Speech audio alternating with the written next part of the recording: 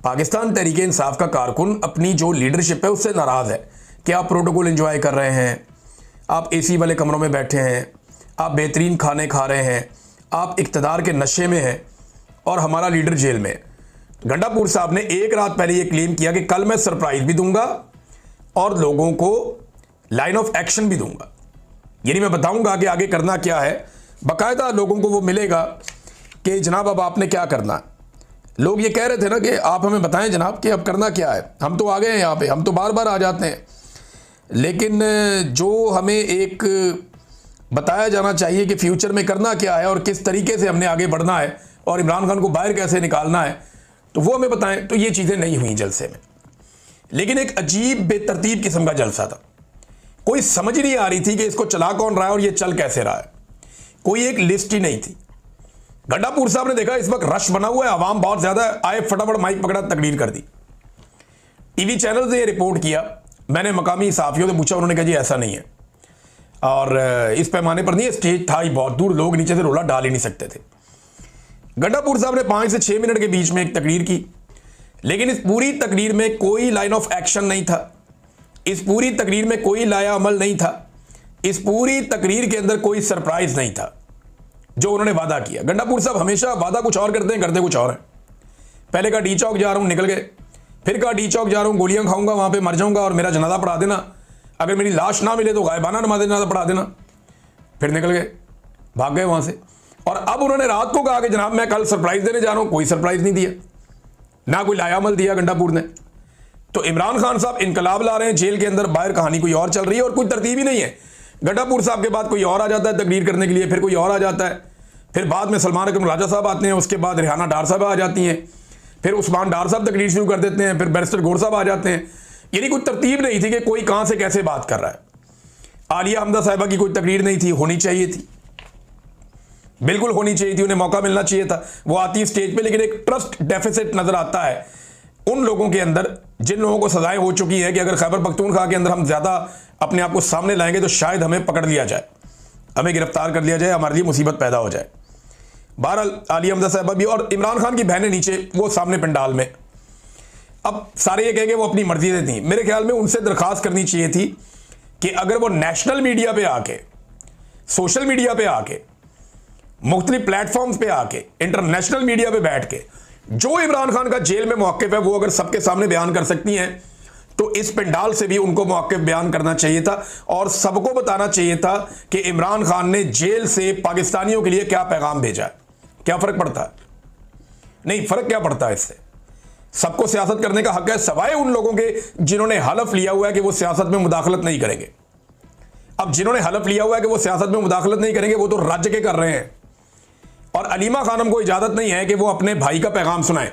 अब मुझे पता है कि अलीमा खानम यही कहेंगी बाद में कि जी मैं तो खुद नहीं गई या मैं क्यों जाऊं स्टेज पे, भी मैं करता, लेकिन वो हो सकता कह भी नहीं, लेकिन मेरे ख्याल में ये ज़रूरी था कि वो अपने भाई का पैगाम देती, उसके अंदर ज़्यादा असर होता और वो बात लोगों तक ज़्यादा पहुँचती। बहरहाल ना गंडापुर साहब ने कोई लाया अमल दिया, ना अलीमा खानम साहब वहाँ पर बोली, बल्कि सीढ़ियों के ऊपर एक जंग चल रही थी। मैंने देखा कि अहमद खान साहब जो हैं वो इतने धक्के धुक्के पड़ रहे थे, वो अहमद खान न्याजी जो इमरान खान साहब के साथ ये सीढ़ियों पे जाने और आने का काम उनका था, उनको मैंने आज सीढ़ियों पे धक्के लगते हुए देखा, बड़ी मुश्किल से वो नीचे उतर के आए।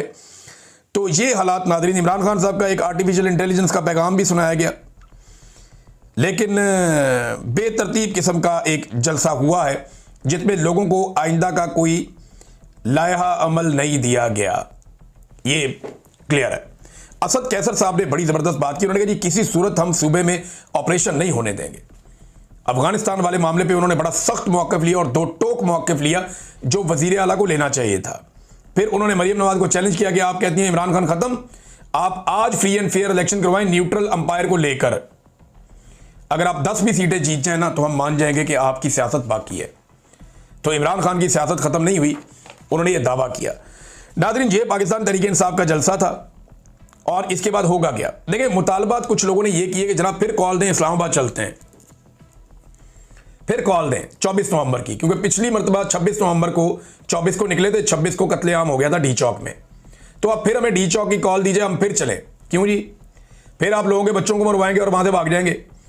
इसका जो तरीकाकार है वो ये है कि अगर आप खैबर पख्तूनख्वा में बैठ के भी इनकलाब लाना चाहते हैं तो क्योंकि पूरा पाकिस्तान इमरान खान के साथ है तो पूरे पाकिस्तान में आप सेम टाइम में एहतजाज कर सकते हैं। एहतजाज ही करना है ना, आपने एहतजाज करना है तो आप पूरे पाकिस्तान में एहतजाज कर सकते हैं, क्योंकि कोई पाकिस्तान का ऐसा कोना नहीं है जहां इमरान खान के सपोर्टर मौजूद नहीं है।